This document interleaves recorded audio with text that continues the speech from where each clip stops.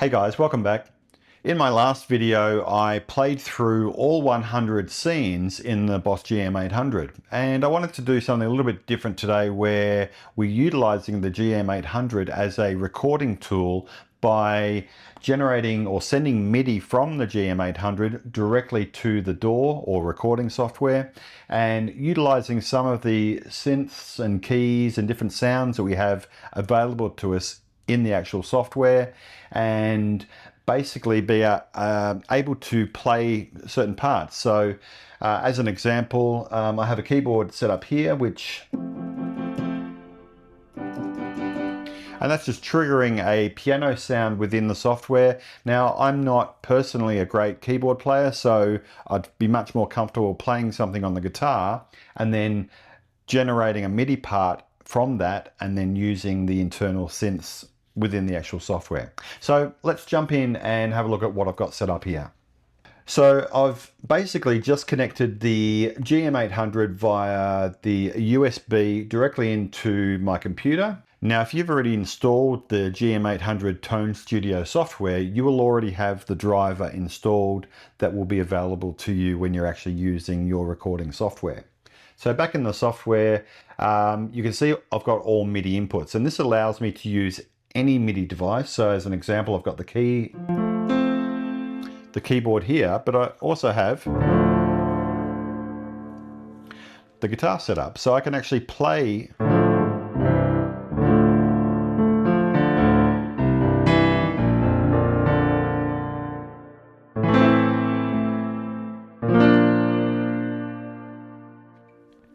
So it's basically converting the signal directly through the GM800's GK pickup and sending it to the computer.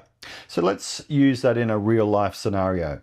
So if we go back to my software here, you can see that I've put in a very basic drum groove. So I'll just play through that. It's basically 8 bars of drums here.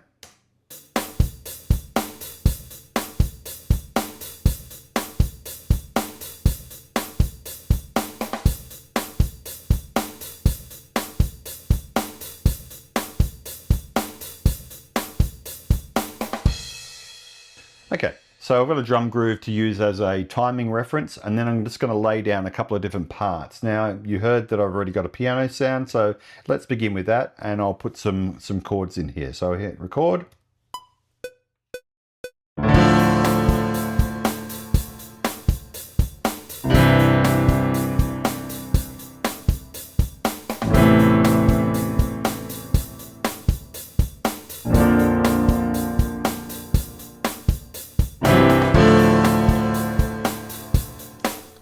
So now it's actually playing back what I just recorded. So if I just double click into this MIDI part, you can see my different parts here. So basically you can see the full chord that I played.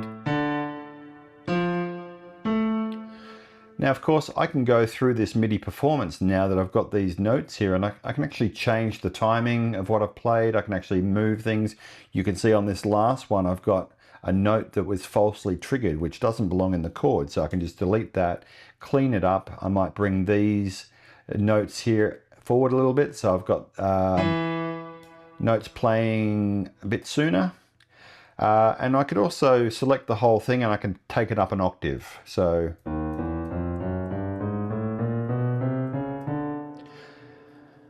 now when I play that back with drums,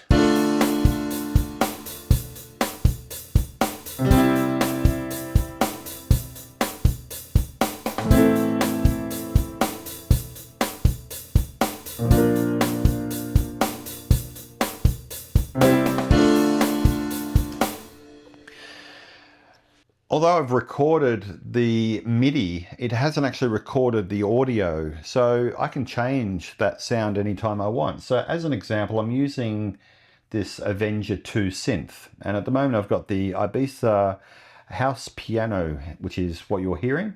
But what if I wanted to change that to something a little bit more dynamic? So I'll go through a couple of different presets here, and you'll hear how it changes when I'm actually changing. So I'll go with the playback.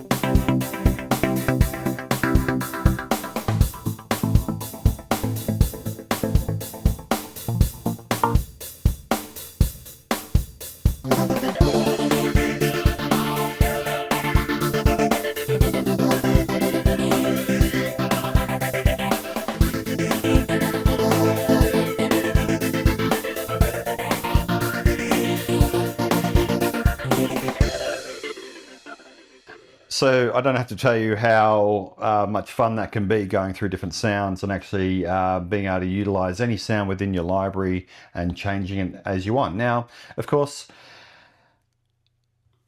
I'm not limited to just a single performance here. I could go through and now put in a bass part. So I've called up a different synth and I've got a bass sound, so I can actually record another part to that. So let's go with that.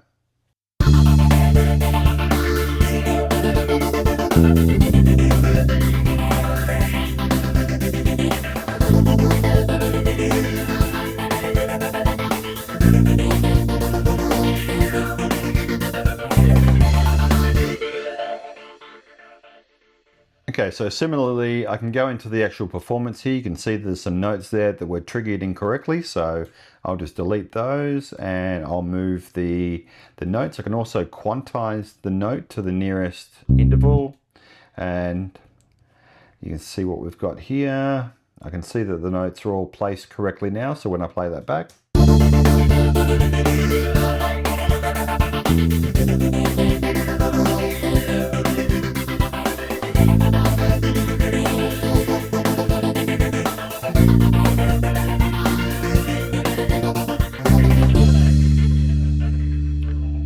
okay, so let's mute the piano for a moment and let's have a look at how we can make this bass a little bit more interesting. So again, I can go into my instruments here and let's bring another instance of my Avenger open. And what we'll do here is create a cool bass sound. So let's have a listen to the bass. We'll go into the factory sounds here. Again, I've got bass sounds.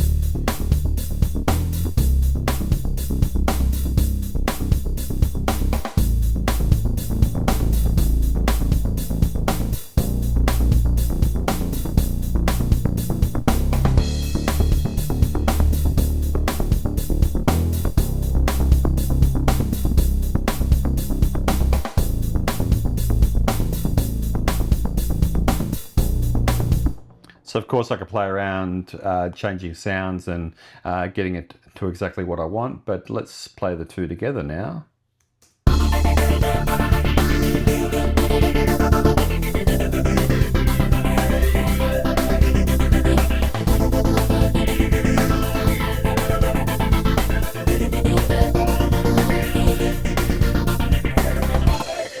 So there you have it, Instant Dance Floor Anthem.